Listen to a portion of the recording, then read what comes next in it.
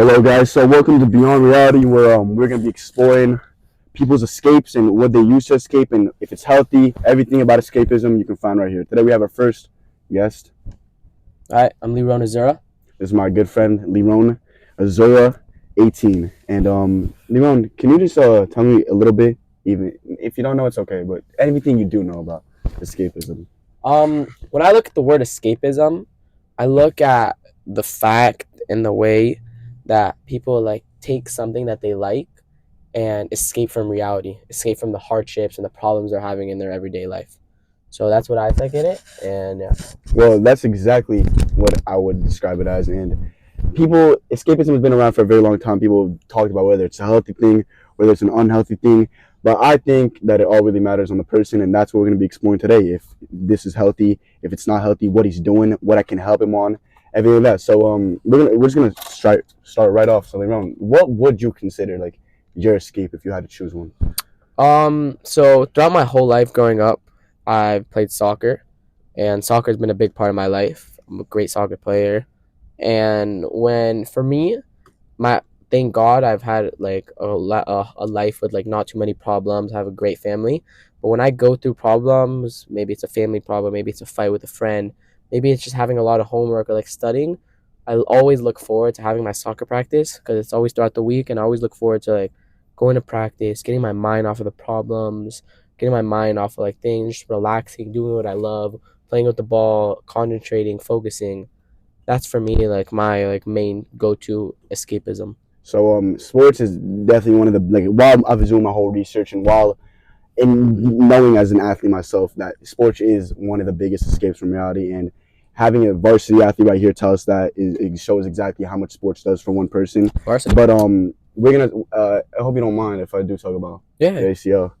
So with that happening and you not being able to practice soccer or play or do anything, like how does that like Oh yeah, that's a make you great feel question. type of thing? So what he's talking about is recently, about 3 weeks ago, I tore my ACL at a soccer game, and ever since then, like for any athlete on a senior year of high school, playing in a game where his team needs him and he tears his ACL, he can't play soccer for the next 9 months, which is what I can.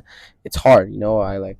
So it's a problem for me, and I go through it, and it's hard for me to like not be able to play soccer and seeing all my friends play soccer and like missing out on my senior night because I have a torn ACL. It's hard for me, but like now that I can't use escapism, I can't use soccer as my escapism anymore.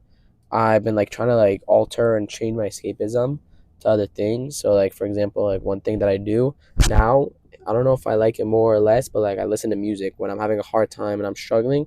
I have a speaker in my room that's connected to the light.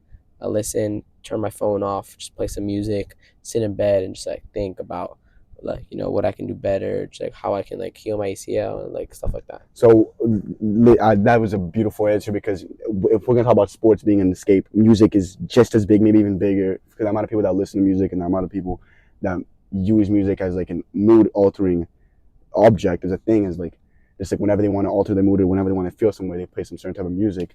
That's what they do, and we just have again a real world example where he told us this. But Leon, what would you say is like more effective in your opinion? So And not even more effective. What makes you like what like really like if you want to go somewhere with that escape, like what takes you like further with it? Like, what really like helps out more type of thing? well, so I've kind of had. I don't really have that much experience listening to music. Like I always do listen to music in the car. Oh, you know what? Actually, like sorry, I just like thought of this, but like this is something escapism that I go with a lot. Is like when I'm going through a hard time, I just like drive around in the car and listen to music. Same thing, kind of with the music, but the driving around, opening my windows is also a big thing. But answering your question, what I do think that helps me the most is probably like playing soccer, just because I've had my whole life to do it, and like no, I'm not a professional, but like that's just what I do. So like it comes easy to me to play soccer and like just like escape from reality with the soccer, my touches, the passes, the shots, that stuff. So how are you describing when you're playing soccer? It's like it really is like an escape. It really is like you're doing something else, and like you forget about all your responsibilities, about all your hardships, about all your arguments, about everything that you're going through in life that you wish you weren't while you're playing soccer. Mm-hmm. You forget all that.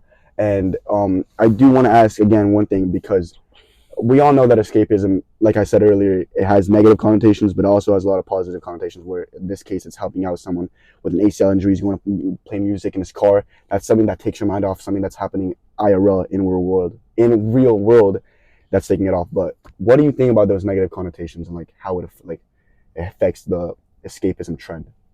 I mean, like, there's always gonna be negative connotations. It's just like how you look at it.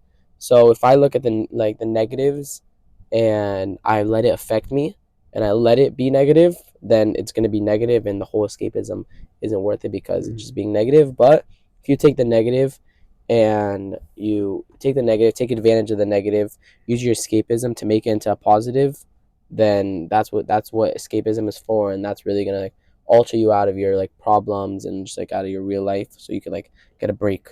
But with that being said, a lot of people, because at the end of the day, there is no permanent fix for what you're going through in reality. You know what I'm saying? Yeah. That's the hard truth in life, that there is no permanent fix, and there never will be unless you go and do something about it. But like in terms of like arguments and hardships, like life is life, and you got to go through it. So with people taking escapes, people like in a sense running away from the problems. Like what do you think of that? Like, Well, like I understand that, and I understand like the running away from like even when I put music, I like sit in bed and I put music and I just like think to me like everything's okay. Like, I don't have to go through surgery. I can play soccer tomorrow when I wake up. I can go to my senior night game. But like then I come back, I like get back into reality and I realize that no, like it's not.